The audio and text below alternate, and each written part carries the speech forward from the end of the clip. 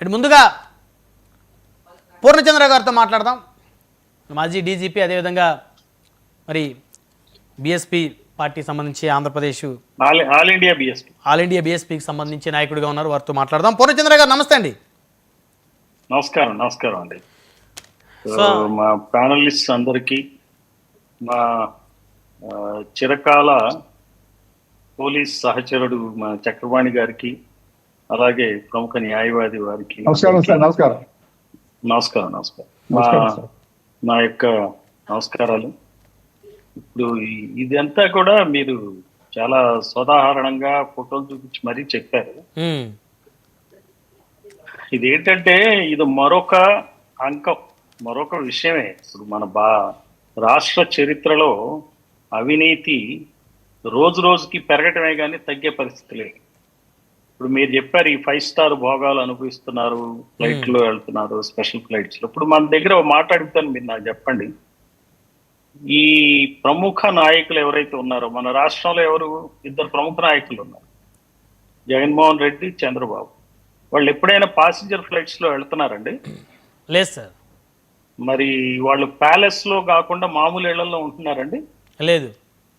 మరి వాళ్ళనే కదండి ఆదర్శంగా తీసుకునేది ప్రతి వ్యక్తి. ఈ రోజున ప్రతి వ్యక్తి ఏమంటాడు, మా నాయకుడు చాలా గొప్పవాడు, మా నాయకుడు చాలా గొప్పవాడు, మా నాయకుడు విజనరీ, మా నాయకుడు డేరింగ్ అండ్ డాషింగ్, ఎవరిని లెక్క చేయడు, సో అనేది కదండి మనకి ఈ రోజున.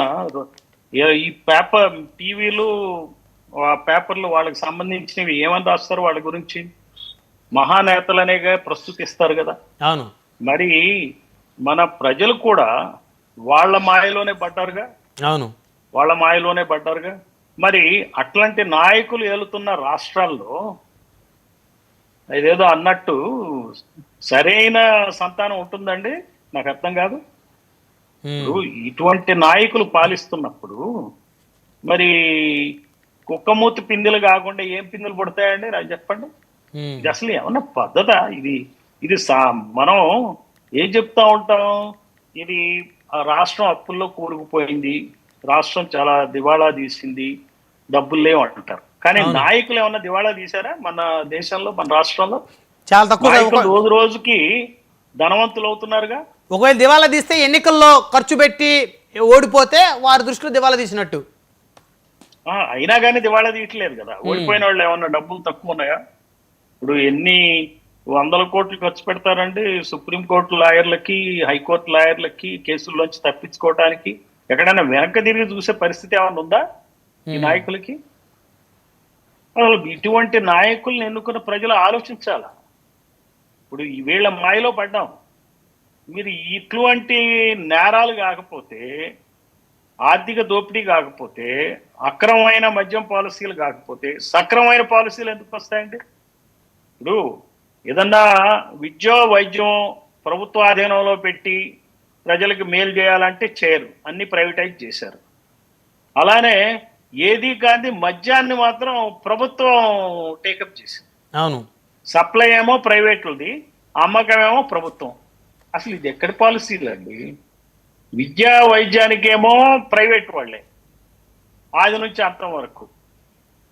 మీకు ఇంజనీరింగ్ కాలేజీలు ప్రైవేటే, మెడికల్ కాలేజీలు ప్రైవేటే.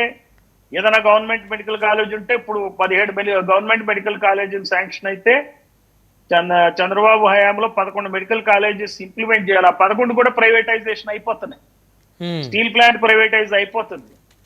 గంగవరం పోర్టు పార్షియల్లీ గవర్నమెంట్ ఉన్నది ప్రైవేటైజ్ అయిపోతుంది. అసలు ఇప్పుడు కరేడి దగ్గర భూములు ఉన్నాయి, 8,000 ఎకరాల భూములు ఉన్నాయి. విశ్వేశ్వర రెడ్డి అని ఆయనకి అప్పచెప్పింది గవర్నమెంట్, పాత గవర్నమెంట్. కొత్త గవర్నమెంట్ వచ్చి అతనికే ఇస్తుంది. అక్కడ యానాదులు ఉన్నారు, యాదవులు ఉన్నారు, మరి వివిధ బెస్తవాళ్ళు ఉన్నారు. వీళ్ళందరినీ నోట్లో మట్టి కొట్టి ప్రజలకి భూములు పంచాల్సింది పోయి ప్రజల భూములే ప్రభుత్వాలు తీసేసుకుంటున్నాయి. చూడండి అసలు ఈ రోజున గవర్నెన్స్ ఎంత దారుణంగా ఉందంటే, మనం ఏదో ఒక కేసు దీని గురించి మనం మాట్లాడుకుంటున్నాం. మద్యం పాలసీ మనకి 11 కోట్లు డైరెక్ట్ గా దొరకటం క్యాష్. అవును. అది నేరారోపణల పర్వం ఎంత స్థాయికి వెళ్ళిందంటే 11 కోట్లు కూడా ఎవడో పెడితేనే చేశారనే ధోరణికి వెళ్ళింది.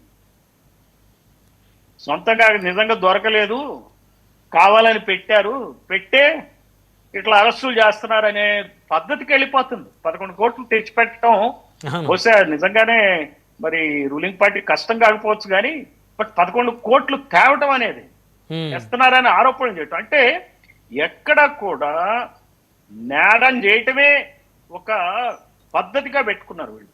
మోడస్ ఆపరండి ఏంటంటే నేరాలు చేయటమే, రోజు నేరాలు చేయాలి. ఆర్థిక నేరాలు, అంతు పొంతు లేని ఆర్థిక నేరాలు చేపట్టడం, దానికి తదనుగుణంగా ప్రభుత్వ పాలసీలను మార్చటం, వాళ్ళ సొంత వ్యవస్థను నిర్మించుకోవటం, వాళ్ళు కూడా రాజు వెడలిన దారిలో అన్నట్టు ప్రత్యేక ఫ్లైట్లు వెళ్ళటం, మరి సర్వ అవలక్షణాలని. ఇప్పుడు ఉత్తినే డబ్బు వస్తే ఏం చేస్తారండి? చెత్త పనులు చేయక వేరే పనులు ఏమైనా చేస్తారా? అంతే కదా. సో ఆ రకంగా తయారైంది. అసలు మాట్లాడుకోవటం కన్నా కూడా ఈ రోజునప్పుడు వీళ్ళకి ఎప్పుడు ట్రయల్ అయ్యద్దో, ఎప్పుడు శిక్షలు పడతాయో ఏం అర్థం కాదు.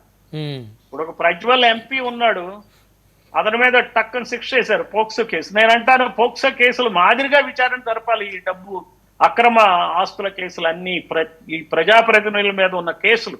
అవును, ఎంత పెద్ద ప్రజాప్రతినిధి ఉంటే అంత పెద్ద కోర్టు పెట్టి అంత తొందరగా నేరాలని నిరూపణ చేసి వీళ్ళని శిక్షలు వేస్తే గాని ఈ నేరాలు తగ్గవు. కానీ లేకపోతే ఏమవుద్దంటే ఇప్పుడున్న రూలింగ్ పార్టీ ప్రతిపక్షం మీద కేసులు పెట్టడం వీళ్ళ అదృష్టమో దురదృష్టమో ప్రజల అదృష్టమో తెలియదు. కానీ ఈ పార్టీ మారిపోతే రేపొద్దున వాళ్ళు వస్తే మళ్ళీ వాళ్ళు ఇదే మాదిరిగా కేసులు పెట్టడం, వీళ్ళు కూడా అలాంటి వాటికే పాల్పడటం. మరి అందరూ ఇదే పనులు చేస్తున్నారు. ఈ 2 కులాలు ఈ రాష్ట్రంలో ఈ పద్ధతులకి, అవినీతమైనటువంటి పద్ధతులకి పాల్పడి ఎంత అన్యాయంగా, ఎంత దారుణంగా దోచుకుంటున్నారంటే వీళ్ళే మన నాయకులు అనుకున్నటువంటి బీసీలు, ఎస్సీలు, ఎస్టీలు, ముస్లింలు ఇప్పటికైనా కళ్ళు తెరవాలి. వాళ్ళు కళ్ళు తెరిపించి చూపిస్తుంది. ఒక కుల ప్రభుత్వం ఇంకో కుల ప్రభుత్వం చేసిన ఆగడాలు, అన్యాయాల్ని కళ్ళు తెరిపించి మనకు చూపిస్తున్నా ఈ ప్రజలు చూడాలి. చూస్తారా? చూసి ఈ ఇద్దరిని కూడా, ఈ 2 కుల పార్టీలని ఇద్దరిని కూడా రాజకీయాల నుంచి తప్పించే విధంగా మూడవ ప్రత్యామ్నాయంగా ఏది దొరికితే అది ఓట్లు వేసుకుని ఓడించాల్సిన పరిస్థితి ఉంది. రేపు స్థానిక సంస్థల దగ్గర నుంచి ప్రజల్లో ఒకటి చెప్తానండి, మీ ద్వారా ప్రజలకు నేను చెప్పేది ఏంటంటే, ముఖ్యంగా ఎస్సీ, ఎస్టీ, బీసీ, మైనారిటీ ప్రజలు రేపు ఏదైతే స్థానిక సంస్థలు వస్తాయో ప్రతి వార్డు మెంబర్ పోస్ట్ కూడా వీళ్ళు నామినేషన్లు ఎట్లా వేయాలో తెలుసుకోవాలి, ఎలక్షన్లు ఎట్లా పోటీ చేయాలో తెలుసుకోవాలి. సర్పంచ్ పదవుల దగ్గర నుంచి ఎంపీటీసీ పదవుల దగ్గర నుంచి వీళ్ళు బీసీ రిజర్వేషన్లు ఇస్తారో చస్తారో తెలియదు. కానీ ఏం చేసినా కానీ చేయాల్సింది ఏంటంటే ప్రతి ఎన్నికకు పార్టిసిపేట్ చేయాలి. లేకపోతే ఈ 2 కులాలకు సంబంధించిన వాళ్ళే ఈ ఎన్నికల వృత్తి వాళ్ళ సొంత వృత్తిలాగా, కుల వృత్తిలాగా తయారైపోయింది. అవును, వేరే వాళ్ళు వాళ్ళ ముఖ్యంగా ఈ రకమైనటువంటి ఎన్నికల వృత్తిలోకి రావాలా, రాజకీయ వృత్తిని చేపట్టాలా, ఇప్పుడు కళ్ళు తెరిపించి చూపిస్తున్నారు. ఎన్ని కోట్ల అవినీతికి పాల్పడుతున్నారో దీన్ని దృష్టిలో పెట్టుకుని ప్రజలు గమనంలో ఉండాలని చెప్పి కోరుతున్నా. మీరు మంచి డిస్కషన్ కి తెరదీశారు. సో ఈ సందర్భంగా దీన్ని పిలిచినందుకు మీకు ధన్యవాదాలు తెలియజేస్తూ మళ్ళీ కంటిన్యూ చేద్దాం. మళ్ళీ వస్తాను సార్ మీ దగ్గరికి. మనతోటి చెన్నంశెట్టి చక్రపాణి గారు. చక్రపాణి గారు నమస్తే అండి. నమస్కారం బ్రహ్మనాయుడు గారు, నమస్కారం. సో మీరు నమస్కారం సార్, గురుగారు నమస్కారం. చక్రపాణి గారు నమస్కారం. చూస్తున్నారా? సీనియర్ సర్వీస్ లో మేము ర్యాంక్ లో సీనియర్ గానీ మీరు సర్వీస్ లో సీనియర్ చక్రపాణి గారు. సో నాకన్నా 10 సంవత్సరాలు. చక్రపాణి గారు, ఇప్పుడు ఈ లిక్కర్ స్కామ్ కు సంబంధించినటువంటి నిందితులుగా ఉన్నటువంటి వ్యక్తుల్లో ఒకడైన వెంకటేష్ నాయుడు సంబంధించిన ఫోటోలు, వీడియోలు, డబ్బులు లెక్క పెడుతున్నటువంటి వీడియోలు నిన్నటి నుంచి కూడా ప్రజలందరూ కూడా నివ్వెరబోతున్నారు. అవి చూస్తే అసలు స్పెషల్ ఫ్లైట్లు